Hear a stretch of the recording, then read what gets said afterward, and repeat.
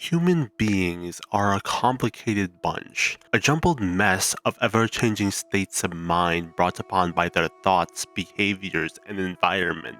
Empathy, the ability to construct a working model of the emotional states of others and the comprehension of another person's emotional experience, is made easier when emotions remain constant rather than variable. Human emotions are disruptive and dangerous, chaotically clashing when unrestrained or effusive. Hubris, greed, love, jealousy, indulgence, anger, boredom, the expressive order is torn down in their outcry. Those emotions are a malfunction in their expression, divergence, and their possessor. Otherwise, what more could they be?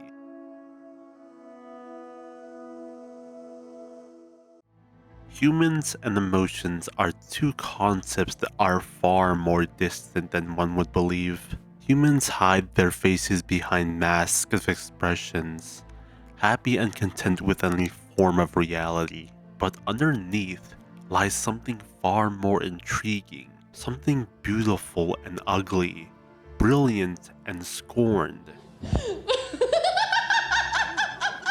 In the first episode of Black Mirror Season 3, Nosedive explores a society where social standing is directly related to a rating system. Lacey Pound attempts to get her score up by attending a wedding. The outcry of her real emotions and feelings makes her appear deranged. Her emotional outburst is actively discouraged, people rating her 1 star until it finally drops. Face work, a term coined by Canadian-American sociologist Irving Goffman, refers to the consistency required between a person's actions and face, with face defined as the approved social attributes that have been generally accepted by everyone, or what is known as the normal or social norm. Failure to maintain face work is considered a disruption of face, or the norm. Facework shows the effective labor or emotional labor that must be performed by humans to maintain an expressive order, an order that regulates the flow of events so that everything appears to be expressed by them and will be consistent with face. To prevent deviation from this order, deviants are punished or ostracized from the larger social world, their social identity tarnished. But the removal of the mask seems almost liberating, the confines of face broken open, a loss of superficiality to gain genuine substance. Where below the surface lies a deeply emotional creature, one capable of tears and laughter. This complicates what is necessary to evoke empathy, with the understanding of Facework's necessity to maintain expressive order while acknowledging its rejection of deviance. But that empathy is often only applied to those who are, or were, considered normal. The film Blade Runner depicts a dystopian futuristic Los Angeles in the year 2019. Replicants are interesting actors, their human-like appearances, both externally and internally, makes them almost indistinguishable from normal humans. Their very names fit them perfectly, replicants. Replications of the human body, but not quite the same for the human mind. We call it void comp for short. The Void Comp test is a test used by Blade Runners to determine whether or not an individual is human or replicant. Such tests are not too dissimilar from the Adult Autism Quotient Test, AQ, and the Empathy Quotient Test, EQ, two tests that contain a particular bias towards autistic individuals, that they lack empathy. But you're not helping. What do you mean I'm not helping? I mean you're not helping. Why is that, Leon?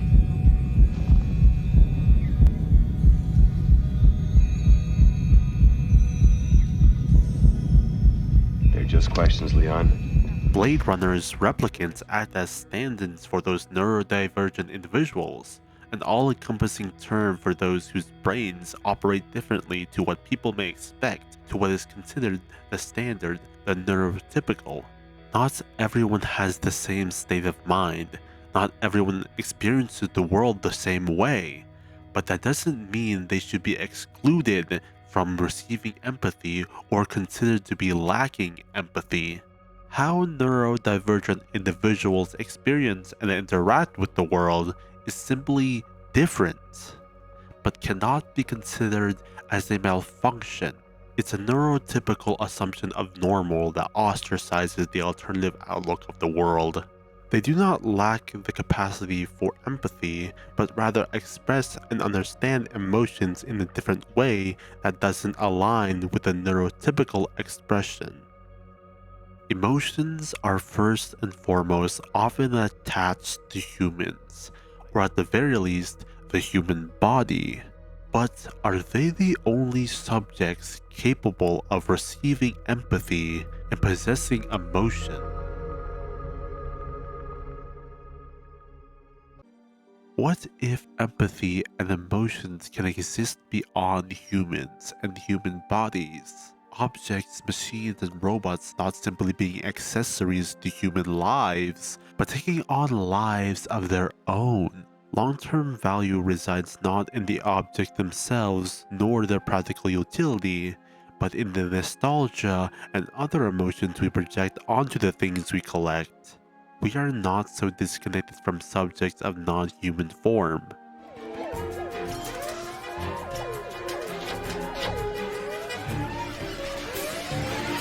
In the animated film WALL-E, Wally and Eve are brought to the repair ward, a space filled with malfunctioning robots. With the help of Wally, these robots manage to escape, causing havoc and panic across the axiom. Almost immediately, they're caught and labeled as rogue robots.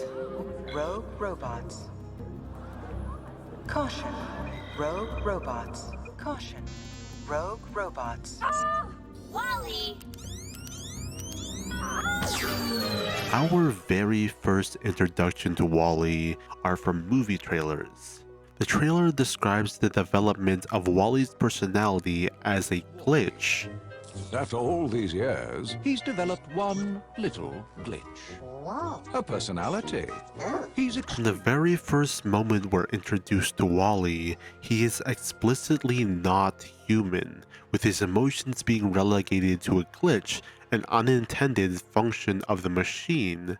Then, what about the others? The robots here are malfunctioning, operating beyond their intended purpose and developing their own behaviors and personality. Robots that gain a level of sentience become criminalized or demachinized. They're outcasted and rehabilitated or repaired. They're deemed as failures. They've malfunctioned by having developed emotions. Traits that are often exclusively attached to humans, attached to objects that are clearly not so, turns them into hazards.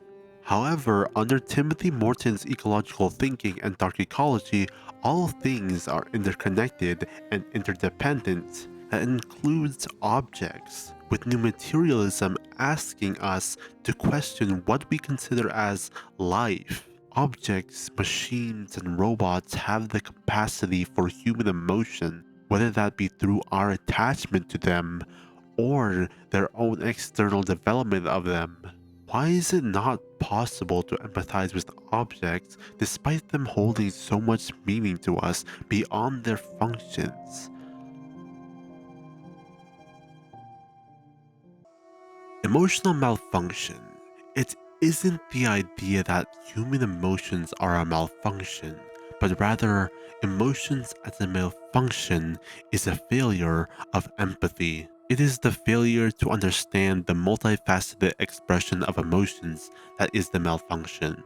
Emotions can be queered in that they are alternative ways of expressing and experiencing them. The capacity for thoughts and emotions is proof of your existence. Expressing emotions is not a malfunction. There isn't a need to keep our emotions locked away or change the way we are to fit a new social script, but rather it's a call for understanding the emotions of others, no matter the form or the differences that make us feel so distant. Removing yourself or others from the narrative of each other's lives is a convenient escape from having to understand one another. This idea that it has nothing to do with me, so why should I care? Why should you care? There is no reason to. After all, it's easy to beat a mechanical doll, harder to do so when they plead for their life.